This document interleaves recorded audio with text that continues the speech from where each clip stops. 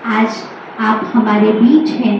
हम आपको पाकर के अपने भाग्य पर गौरवान्वित हो रहे हैं कि आज बाबा ने हम सब के बीच ऐसा अमूल्य रतन भेजा है, जिसको पाकर हम ऐसा अनुभव कर रहे हैं कि न जाने हमारा जीवन कितना धन्य धन्य और गौरवान्वित हो चुका है। तो पुनः ऐसी दीदी जी के लिए जोरदार ताली से हम सभी दीदी जी का स्वागत करते हैं, अभिनंदन करते हैं।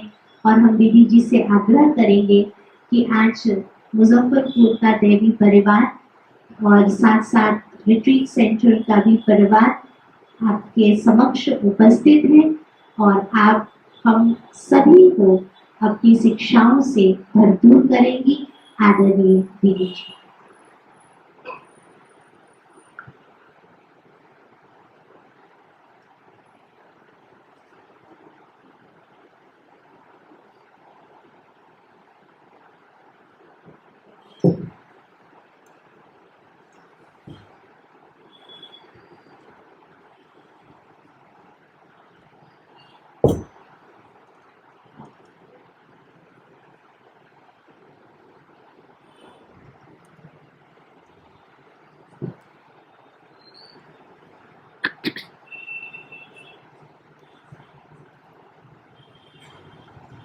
ओम शांति।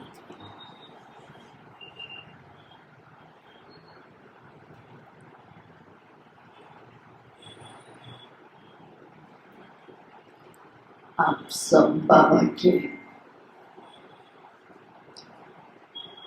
कोटों में कोई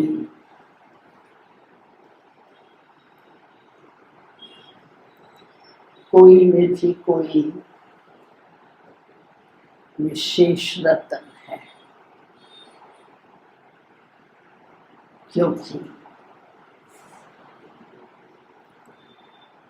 तन से, मन से, समय और संकल्प से और कर्म से बाबा की बेहद की सेवाओं में समर्पित हुए हैं।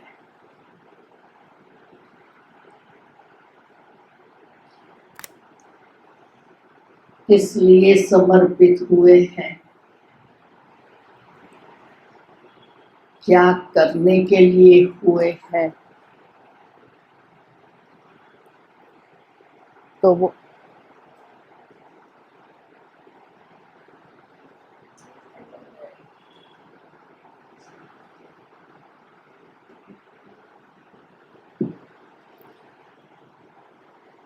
जो लक्ष्य लेकर के हम आए, मैं अपने आप से पूछूं, उस लक्ष्य को प्राप्त करने की, मंजिल पर पहुंचने की मेरी स्पीड क्या है और अभी और कितना समय लगेगा।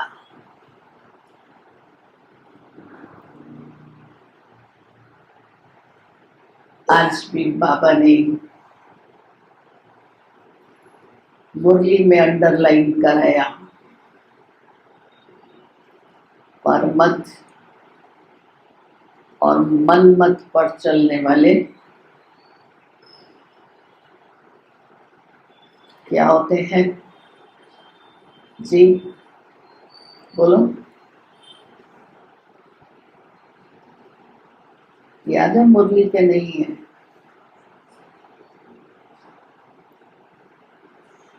नहीं याद है? क्या है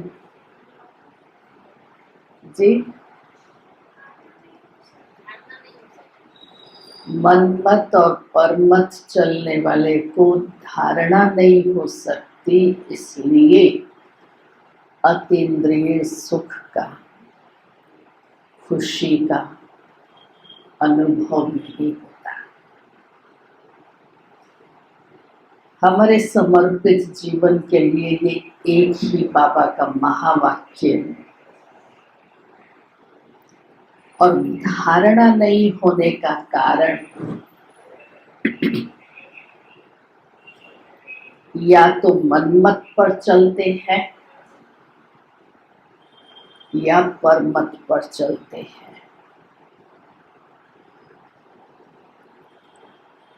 व्यक्तिगत शिक्षा किसी की भी नहीं है। रोज बाबा हमको मुरली में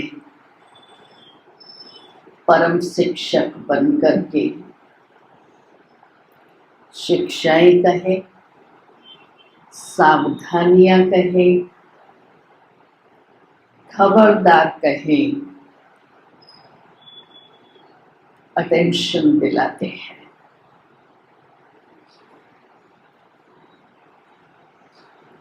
अगर हम अपने को चेक करें, अपने को मैं पूछूं, अमृत वेले से लेकर रात तक बाबा ने जो जो श्रीमत दी है उस अनुसार कितना चल रही है, कितना चल रहे हैं। सबसे पहली श्रीमत, बच्चे अपने को आत्मा समझो, आत्म अभिमानी बनो। आत्म अभिमानी आत्मा कभी भी परमत मनमत पर नहीं चलेगी।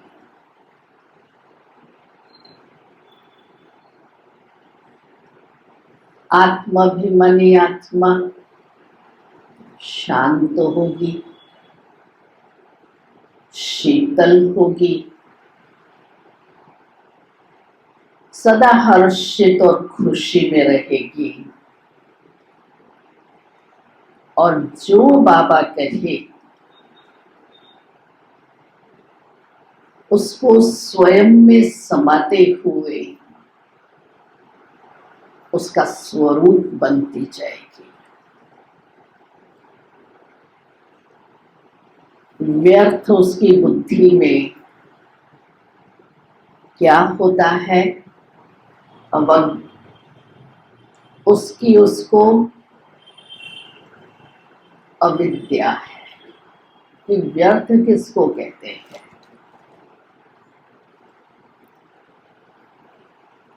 और आज हम बाबा के बच्चे कहे व्यर्थ कौन चलता है, व्यर्थ कंट्रोल नहीं होता है। जो आज वरदान में बाबा ने क्या कहा,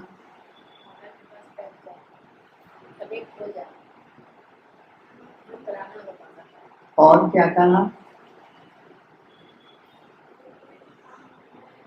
सदा संपन्न एक रस मूड। कभी टेंशन की मूड, कभी हलचल की मूड, कभी प्रश्न चिन्ह, कभी आश्चर्य की मूड। घड़ी घड़ी मूड का चेंज होना, ये है देह अभिमान। मूड चेंज हुआ ही क्यों?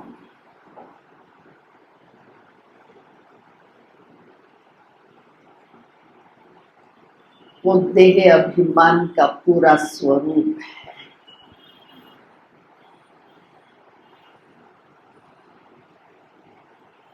तो मैं ज्ञानी तू आत्मा ज्ञान स्वरूप की स्थिति में स्थित नहीं। बाबा ने कहा जो सेंसिबल बच्चे हैं वो समझते हैं इसमें मेहनत है। आत्म अभिमानी स्थिति में सदा स्थित रहना मासी का घर नहीं है। मेहनत है,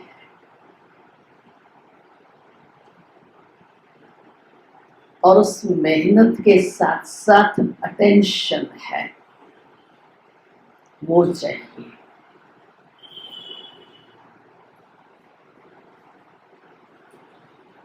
बार बार अपने आप से पूछती रहूं, हे आत्मा, इस देह से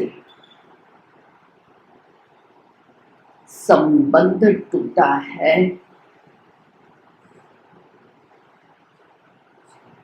दुनिया वालों से छोड़ दो, पर स्व की देह से, देह के भान से न्यारा बने हैं।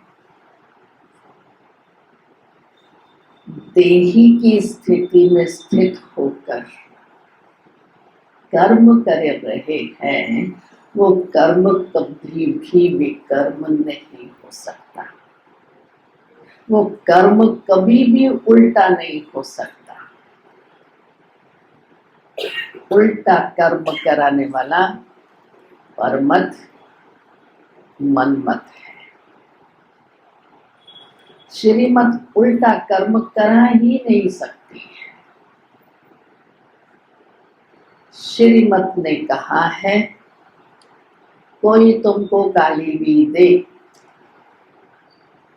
उल्टा सुल्टा भी बोले, सबके बीच इंसल्ट भी करे, तो भी आप अपनी सर्वश्रेष्ठ एक रस आत्मिक स्थिति में स्थित रहो। अगर उसका प्रभाव मेरे पे पड़ता है, इसका मतलब देह अभिमान है। ऐसा क्यों बोला? नाटक में उसका रोल था ऐसा बोलने का, उसने बोल दिया। मेरा रोल था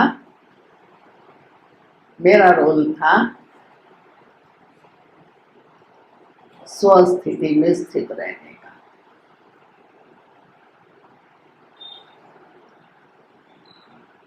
तो हर सेकंड मैं विश्व की स्टेज पर हूं।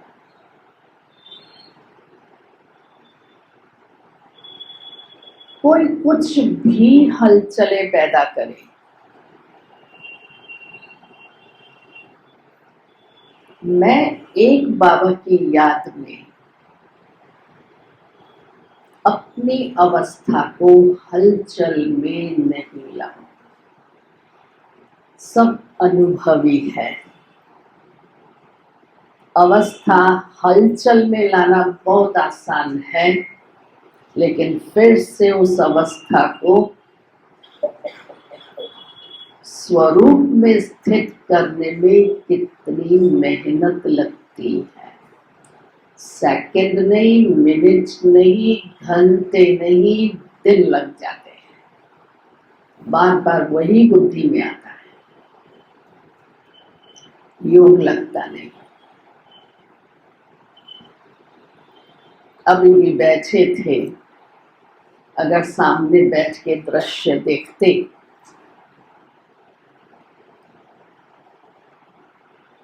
तो बहुत बड़ा प्रश्नवाचक चिन्ह खड़ा होता है।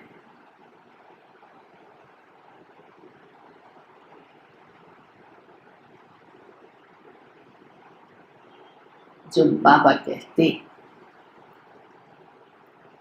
यथार्थ याद,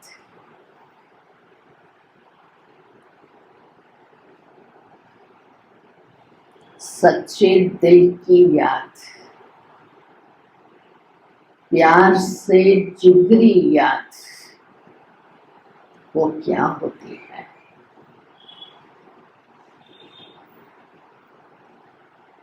उसमें खो जाओ, समा जाओ,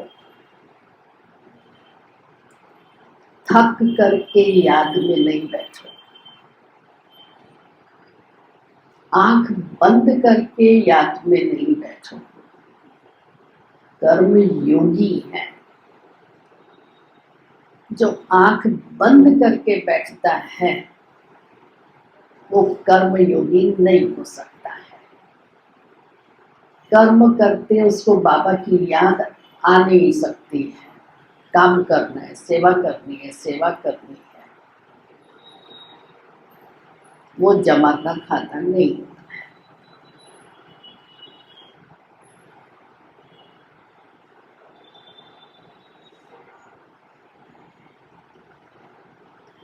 बार बार स्वयं को देखो और चेक करो। जैसे दुनिया में कुछ भी हलचल होती है, चारों तरफ अभी देख रहे हैं, मुख से क्या निकलता है? क्या निकलता है? अभी क्या निकलता है? समय नजदीक आ गया है। ये तो कुछ भी नहीं है, ये तो रिहर्सल चल रही है और ये सब कुछ होना ही है। वो होना ही है और वो रिहर्सल कर रहे हैं बड़ी परफेक्टली एक्यूरेट। मैं आत्मा बाबा की याद में एक्यूरेट रहती हूँ, अलर्ट रहती हूँ और याद से आत्मा अपने में शक्तियां खींचती है। पावर हाउस से करंट ले रही है तो कनेक्शन ठीक रखना पड़ेगा। ये बॉडी की कॉन्शियस बिल्कुल खत्म चाहिए तो वहां कनेक्ट होंगे। शरीर की हलचल भी मुझे देह के भान में ले आती है।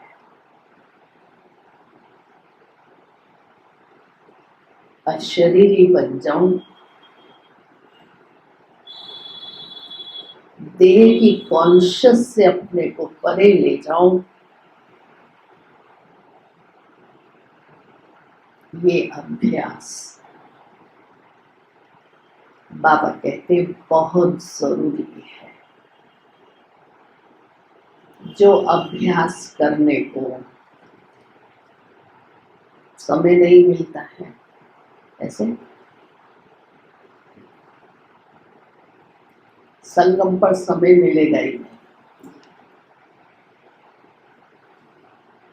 मिलेगा ही नहीं। इतनी सेवाएं हैं। ये समय मिले तो बाबा को याद करो, समय मिले तो अशरीरी बनो, समय मिले तो बिंदु का अभ्यास करूं। कोई मुझे समय नहीं देगा।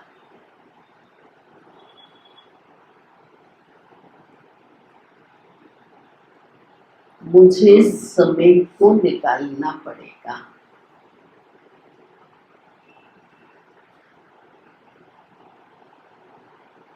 और ये कहते हैं इतनी सेवा पड़ी है और जाकर के योग में बैठ गए। ये कमेंट सुनने को मिलेगी,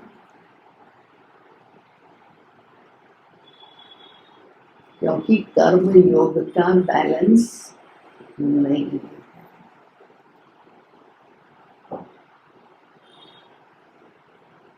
गुलजार दादी कहती थी दिन में आप 10 गिलास पानी पीते हो, गिलास पकड़ा और एकदम से पी गए, नहीं, एक एक घूंट पानी पीते जाओ, बाबा को याद करते जाओ, एक एक घूंट पीते जाओ, बाबा को याद करते जाओ। आत्मा इस शरीर को जल पिला रही है, अमृत पिला रही है। सोचना तो यहाँ है ग्लास हाथ में है, मुख में एक एक घूंट जा रहा है अमृत का। क्या मेहनत लगी, सिर्फ संकल्पों पर अटेंशन देने की बात है।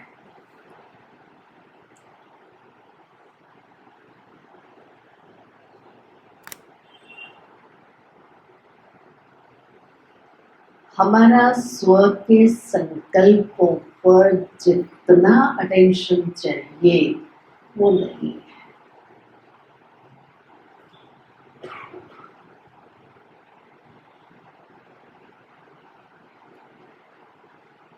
बेलगाम मन दौड़ता है, किसी ने कुछ कह दिया, कोई बात हो गई, आपस में कोई टकराव हो गया, चल पड़ता है। इसको चलाने की जरूरत ही नहीं पड़ती है, ऑटोमेटिक। और अभी मनन चिंतन करना हो, कैसे करना है? 2 मिनट में तो चक्र घूम गया, अभी क्या करूं? सीढ़ी भी चढ़ गई, उतर भी गई, अभी क्या करूं? वो ना चक्र घुमाए, ना सीढ़ी चढ़े और उतरे।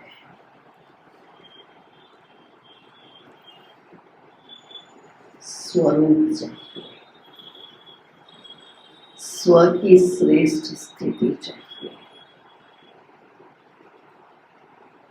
इसलिए बाबा ने कहा सिर्फ एक ही काम करो, अपने को निमित्त समझो,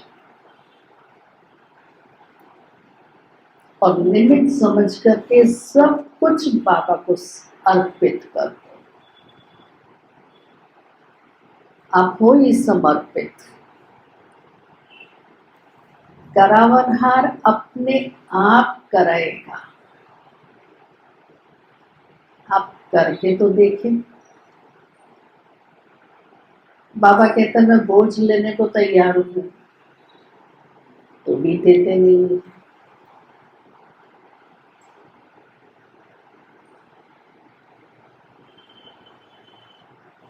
इतना बाबा ने, ज्ञान सागर ने, परम शिक्षक ने हमको समझदार बनाया है, जो हम 5,500 वर्ष के ड्रामा को एक्यूरेट समझ गए हैं कि कैसे सेकंड बाय सेकंड ये ड्रामा चल रहा है, और उसी अनुसार मैं आत्मा कर्म कर रही हूँ।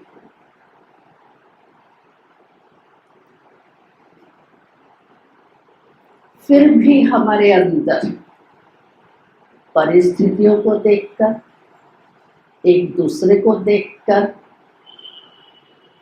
प्रश्न उठना, हलचल में आना, किसी के प्रभाव में आकर के मूड चेंज कर लेना, अपनी सोच को बदल लेना, ये कौन सा बाबा का डायरेक्शन है? कौन सी श्रीमत है? मैं अपने से पूछूं।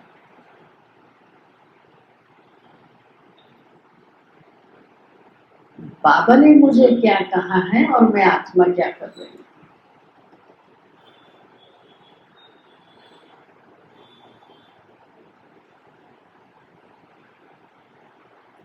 (73, 74 की बात सुनाती हूँ। ओम शांति भवन भी नहीं था, अभी समझ जाओ, छोटा सा मधुबन कॉम्पैक्ट मेडिटेशन हॉल में मनमोहिनी दीदी टीचर्स की बच्ची चल रही थी। दीदी कभी क्लास नहीं कराती थी, भाषण नहीं करती थी, लेकिन दीदी दीदी थी। बाबा की श्रीमत क्या है? दीदी का जीवन देखो। ज्ञान क्या है? दीदी का जीवन देखो। मर्यादाएं क्या है? दीदी का जीवन देखो। दीदी क्लास में आई, दीदी को क्वेश्चन आंसर्स करने का बहुत मजा आता था। मुरली में भी जो प्रश्न आते हैं वो दीदी से शुरू हुए। दादी मुरली पढ़ती थी और दीदी मुरली के बाद मुरली को क्वेश्चन आंसर्स में लिखती थी और फिर सबसे प्रश्न पूछती थी। प्रश्न तो मुरली का है और बड़ा सिंपल, लेकिन दीदी ऐसा घुमा करके प्रश्न पूछती थी जो कोई जवाब नहीं दे सकता था। तो दीदी को कहते थे, दीदी अभी आप बताओ। दीदी कहती थी, पहले बोलो फेल। दीदी को फेल करने में मजा आता था। स्ट्रिक्ट भी थी तो रमणीक भी थी। तो वो टीचर्स की बच्ची में जब दीदी आई, दीदी ने सीधा मुझे खड़ा किया, खड़ा करके कहती है, तुम दिल्ली पांडव भवन में 25-26 भाई बहन थे। इतना बड़ा संगठन है, कुछ ना कुछ कभी ना कभी कुछ आपस में तू मैं तो हो जाती है। मैं कहा जी दीदी हो जाती है। सीधा प्रश्न दीदी करती है, उस समय तुम क्या करती हो?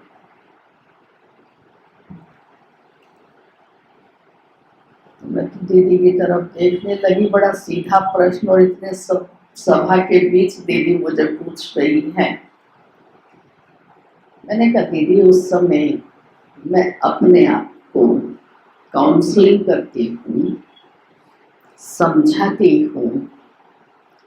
ड्रामा में एक डायरेक्टर ने इसको ये रोल दिया, इसने बजाया और डायरेक्टर ने मुझे कहा तुझे कोई कुछ भी कहे मुस्कुराते रहना।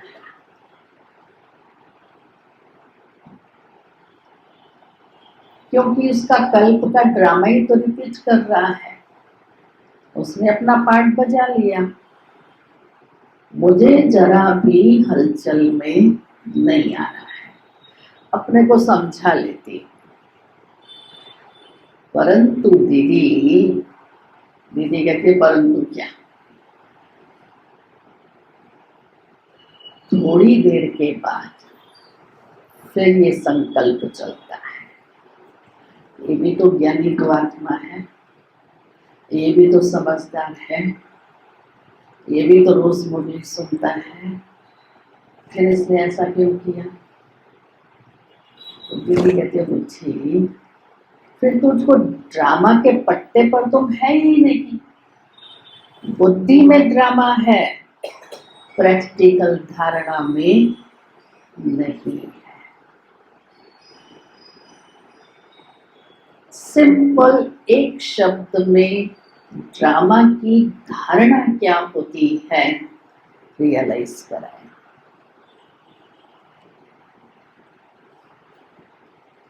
आज नॉलेज इतनी स्पष्ट और क्लियर हो गई, फिर भी ज्ञान का स्वरूप नहीं बने हैं।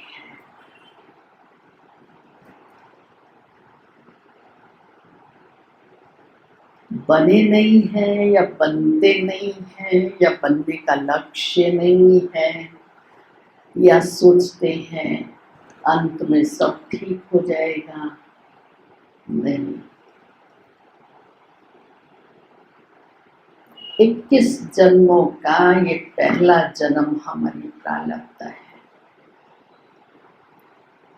वहां ज्ञान नहीं है, वहां सुख की अनुभूति नहीं है, आनंद की अनुभूति नहीं है, क्योंकि सदा ही सुखी है, सभी खुशी में है, सभी आनंद में है, सर्व प्राप्तियां हैं, सर्व समृद्धि है।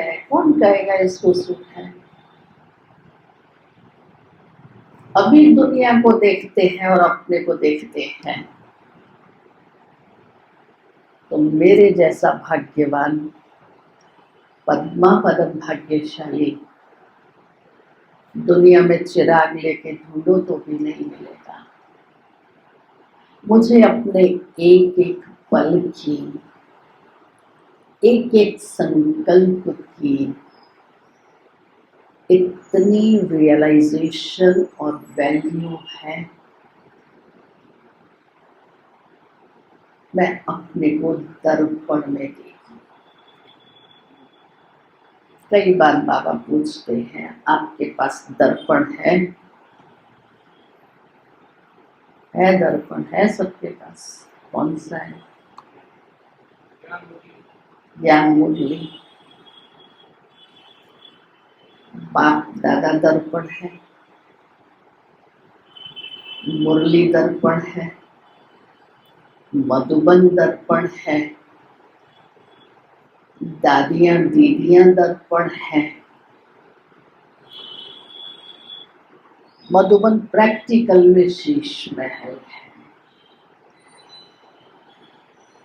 उनमें अपने को मैं देखूं। दर्पण स्थूल दर्पण की बात नहीं है। और इन सब दर्पण में देखने के लिए इस मन रूपी दर्पण को बहुत स्वच्छ होना चाहिए।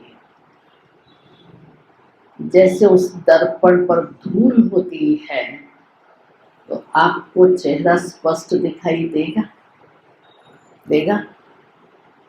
नहीं देगा। उसको या तो कपड़े से पोंछेंगे, या पानी से साफ करेंगे, या पेपर से साफ करेंगे, तब फेस दिखाई देगा। स्व आत्मा को दर्पण में देखने के लिए ये बुद्धि, मन बहुत शुद्ध, निर्मल, पवित्र, स्वच्छ चाहिए। थोड़ी भी इस मन के अंदर एक संकल्प भी नेगेटिव है तो मेरा दर्पण क्लियर नहीं, मैं अपने को देख नहीं सकेंगी। फिर देखेंगी तो क्या जवाब देंगी? मैंने गुस्सा नहीं किया,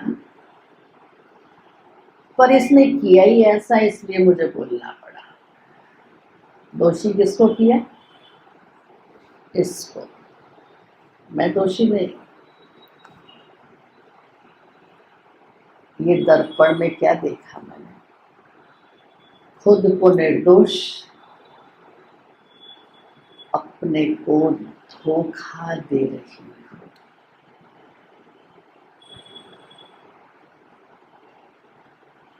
अपने को पास कर लिया।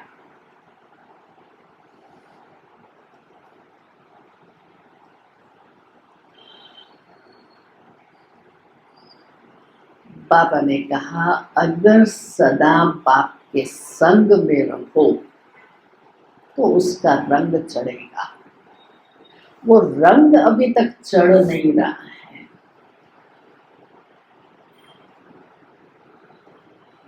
उसका रंग चढ़ना माना सच्चाई, वफादारी, ईमानदारी, आज्ञाकारी।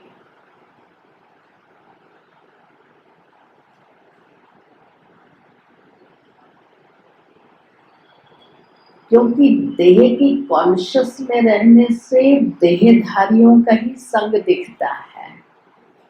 उनके ही स्वभाव, संस्कार, उनकी स्थितियां, उनकी अवस्थाएं, वो सब दिखाई देता है। तो मेरे पे रंग भी तो वही चढ़ेगा। मैं बाप के संग में तो हूं ही नहीं। मतलब बाबा बाबा कर रही हूं तो छोटा बच्चा भी करता है, उसको भी पूछो बाबा का है, हो रहा। लेकिन बाबा क्या है उसको नहीं पता है।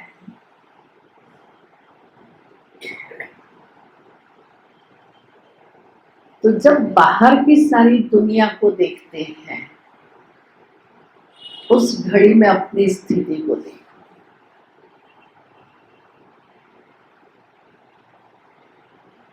मैं हलचल में आऊंगी, अभी तो कुछ नहीं है। फिर भी हलचल में आ गए, गैस नहीं मिलेगा तो क्या होगा?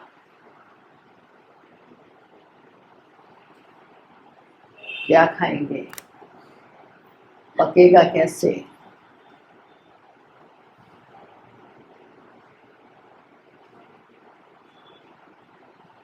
जब शांतिवन अभी बना नहीं था, टेंथ में बाबा आया था। कौन कौन थे उस समय जब बाबा टेंथ में आया था? 2 मुरलियां टेंथ में चली थी।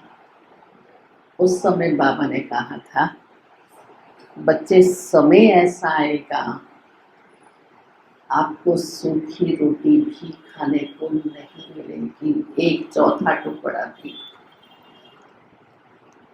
लेकिन जो बाबा की याद में है,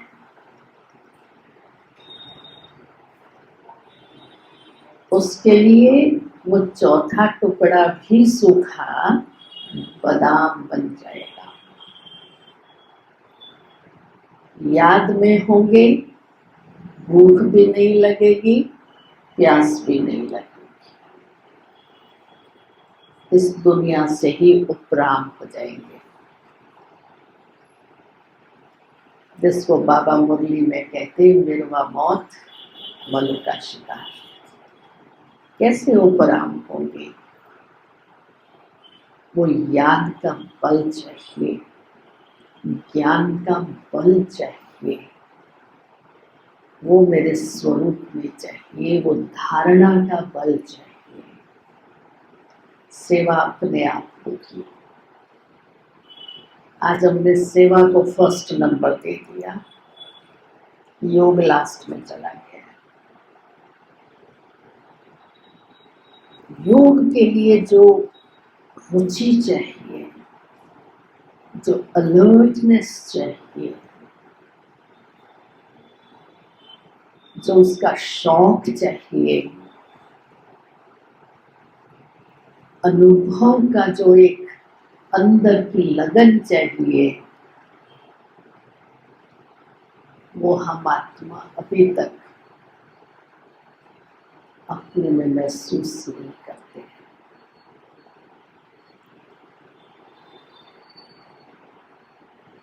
सिर्फ निमित्त बन जाए। बाबा ने मुझे यहाँ बिठाया है सैंपल बना करके, सैंपल को देख औरों को आने की आकर्षण होगी। सैंपल को बोलने की जरूरत नहीं होती है, सैंपल सिर्फ देखा जाता है।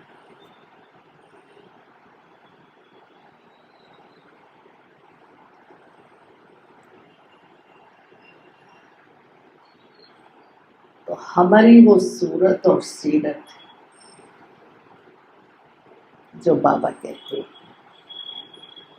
बाप समान हो,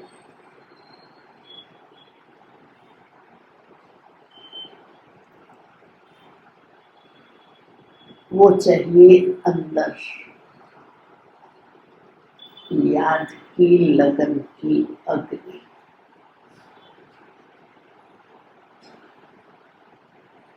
ऐसा बाबा से सर्व संबंधों का दिल का प्यार हो,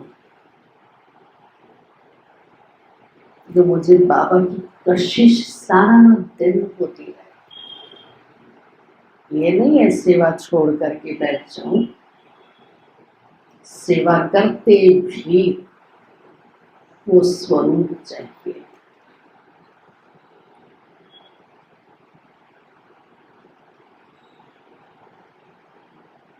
सेवा करते उनको साक्षात्कार हो।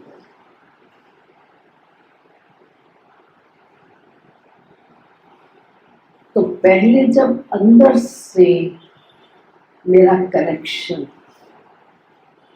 उस ऑलमाइटी पावर हाउस से हो, तब दूसरे ये करंट महसूस करेंगे।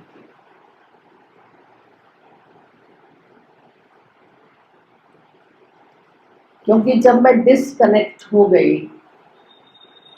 तो संग तो टूट गया, फिर बाबा के संग भी नहीं रही।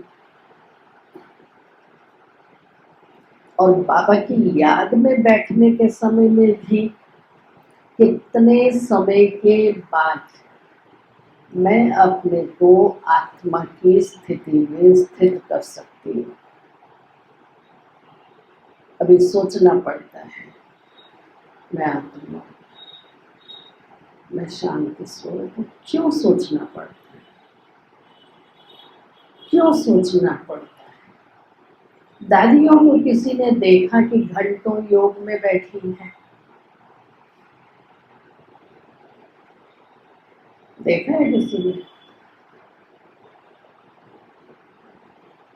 लेकिन दादियों को देखते ही क्या महसूस होता है? शक्ति मिल गई, करंट मिल गई। दादी तो स्टेज पर है, हम सब हॉल में हैं। देख करके कितनी खुशी होती है। दादी मिली, हाश दादी मिली। मेरे को इंडिविजुअल मिली क्या?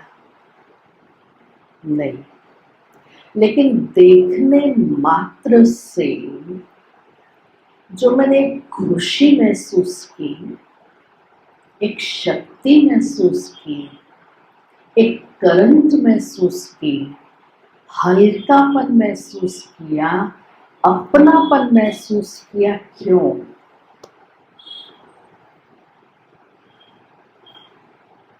कैसे महसूस किया? जो हमको लगता है दादी मेरी है। क्या महसूस था, क्या देखा, क्या अनुभव किया? मुझे ऐसा करना है।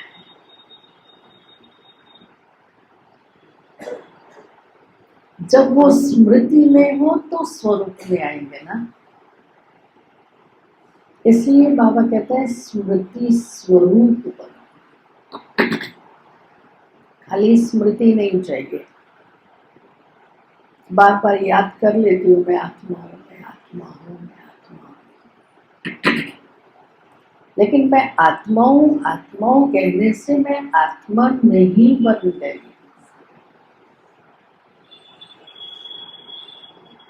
इस देह से डिटैच की स्थिति अनुभव हो और कर्म इंद्रियों से कर्म कर रही हूँ, तो इंद्रियां एक्यूरेट कर्म करेंगी, क्योंकि आत्मा अपनी सीट पर सेट है। तो वो साधारण बोल भी नहीं बोलेगी, व्यर्थ तो छोड़ दो, क्योंकि संगम पर ब्राह्मणों का एक एक बोल वरदान बन जाता है।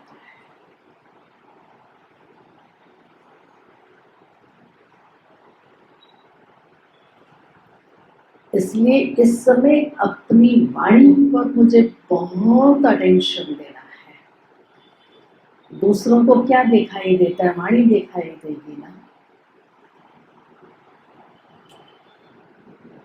किसी ने 100-10 के बीच मुझे बोल दिया, फिर भी मैं नॉर्मल, तो ये इतना इसने बोला फिर भी कोई रिएक्शन नहीं दिया इसने।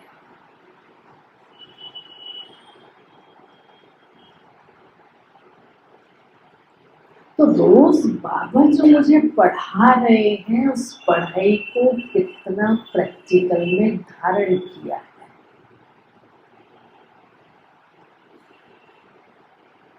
बार बार मैं अपने आप से पूछूं, धारणा नहीं हो रही है, लीकेज कहाँ है? कहाँ लीकेज है? अपनी चेकिंग की मशीनरी को तेज करो। इसमें मुझे अलर्ट बनना है, खुद पर मुझे अटेंशन देना है, मुझे दूसरों को नहीं देखना है, इसने किया या नहीं किया।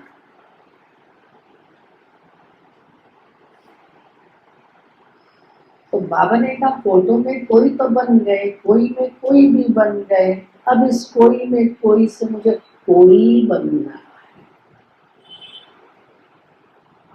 तो 8 पास विद ऑनर हुए, फिर 100 हुए और फिर 16,000 और फिर 9 लाख, फिर 33 करोड़। मैं कौन से सीक्वेंस में आती है? मेरा नंबर कहाँ है? क्योंकि श्रीमत को प्रैक्टिकल में धारणा से निश्चय, जब अव्यक्त इशारे चल रहे हैं, निश्चय फाउंडेशन है, पर निश्चय फेथ है। मेरे फेथ को कोई हिला नहीं सकता है कि कोई आकर के कह दे ये भगवान नहीं है, ये ब्रह्मा नहीं है। सारी दुनिया एक तरफ हो जाए, मैं अकेली एक तरफ हूं, तो भी झुका नहीं सकेगा।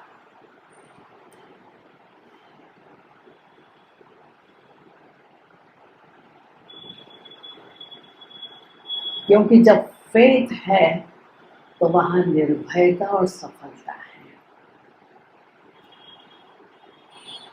सत्य बाप के साथ में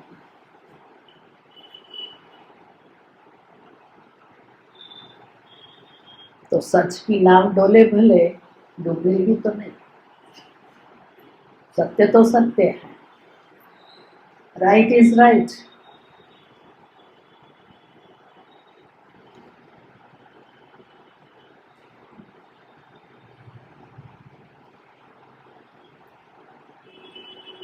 तो इतना मैं स्वयं को बार बार दर्पण में देखती, और बाबा की जो श्रीमत है सिर्फ और सिर्फ, जो बाबा कई बार मुरली में कहते, एक बाप से सुनो और किसका भी सुनो नहीं।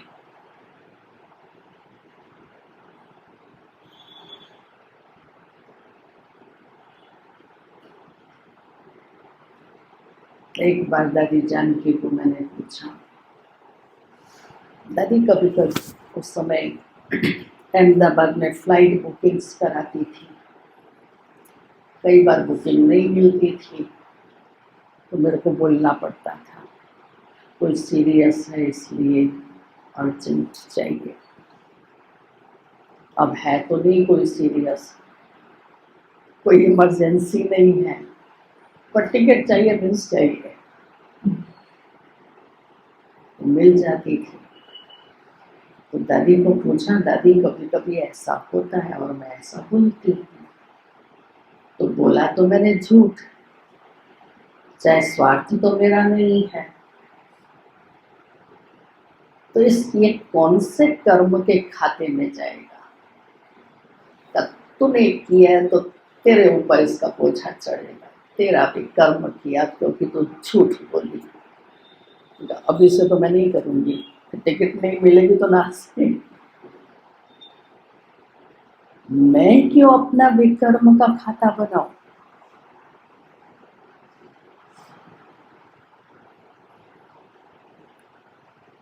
बाबा ने कर्म की गुह्य गति समझाई है, सेंसिबल बनाया है, ज्ञान माना ही समझ। बाबा ने हर बात की मुझे समझ दी है, तो मैं बेसमझ क्यों बनूं? फिर भी हम बेसमझी से कर लेते हैं और बाद में फिर मुझे उसका पश्चाताप होता है।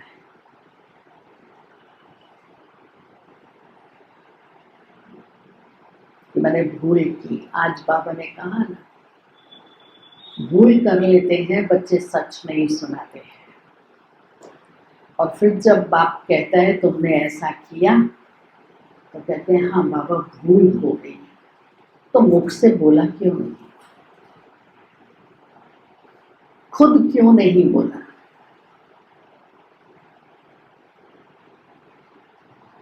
कितना बड़ा बोझा चढ़ा, कितना बड़ा विक्रम किया।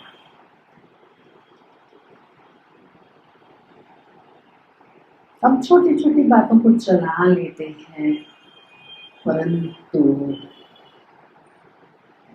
उसका परिणाम क्या होगा? जो बाबा कहता है मेरा राइट हैंड धर्मराज नहीं, धर्मराज तो मेरे साथ ही साथ है।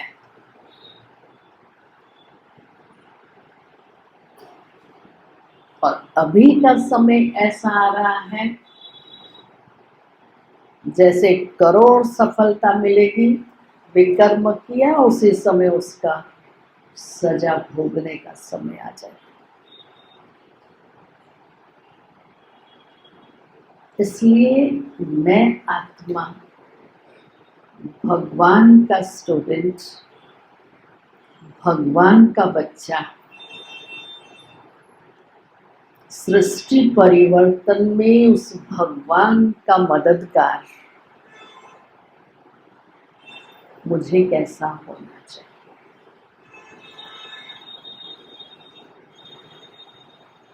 क्योंकि परिस्थितियां तन की भी आएंगी, मन की भी आएंगी, माया के वार भी होंगे, प्रकृति की भी होगी, परिस्थितियां भी आएंगी, स्वभाव संस्कारों के टकराव भी होंगे, बहुत कुछ सामने आएगा। लेकिन अवस्था मुझ आत्मा की अचल अडोल चाहिए, योग बल, आत्मिक स्थिति, अशरीरी स्थिति, फरिश्ता स्थिति, जो इन सब से उपरा।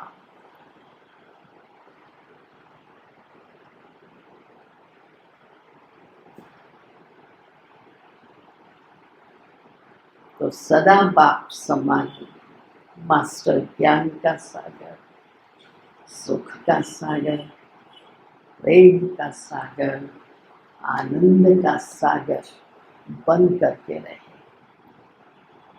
सैंपल बन करके रहूं और कदम कदम पर बाबा की श्रीमत को एक सेकंड भी भूलूं नहीं। सोचने से पहले, बोलने से पहले, करने से पहले ये बाबा की श्रीमत है, वेरीफाई करा लो। नहीं समझ में आता है, वेरीफाई करो।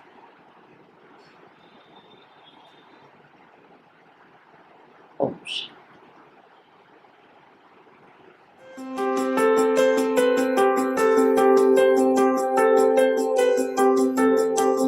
खुश रहे और खुशियां बांटे। आप देख रहे हैं मधुर झनकार यूट्यूब चैनल।